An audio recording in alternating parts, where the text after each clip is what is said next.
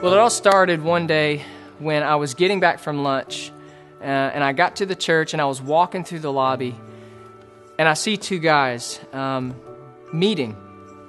And I recognize these two guys as two guys in my worship ministry. And you see the younger musician was looking to the older musician for training and equipping in the area of leading worship.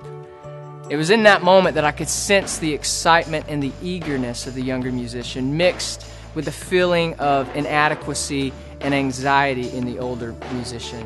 Now, as you can imagine, this was a definite fist pump moment for me because you see, I had been meeting with the older musician for the past year, teaching and helping him grow as a worship leader, and now he was passing that knowledge on. I was seeing multiplication by someone other than me, and this was such a moment of joy for me, but short-lived. Immediately, I began to be flooded with questions of how well I had or had not prepared him for this moment. Questions like, will he communicate what true worship is and what it isn't? Will he communicate that a worship leader must first be a worshiper? Will he communicate that we are stewards of our gifts and not owners? Will he communicate that we are servants and not rock stars? You see, the truth is that I had probably taught him about worship, but did I empower him to teach it? You see, I'd probably taught him how to lead worship, but did I empower him to teach others to lead? I probably taught him the importance of multiplying himself, but did I equip him to do it?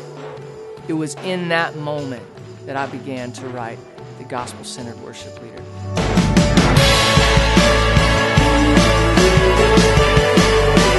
We desperately need gospel-centered, Christ-exalting worship leaders leading our churches today. You see, the church's worship is preaching the loudest sermon to the world about who Jesus is and why he is so important. In 2 Corinthians chapter 5, verse 20, Paul reminds us that we are ambassadors for Christ, God making his appeal through us. Think about that for a moment.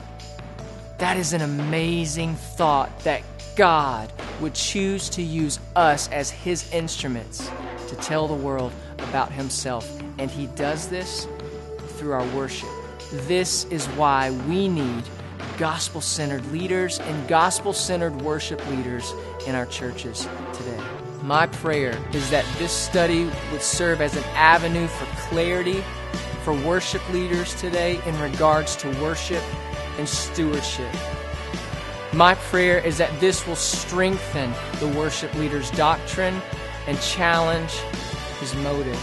My prayer is that it will equip the reader to be a better worshiper, a better leader, and as a result, spark a desire for gospel-centered worship in our churches today.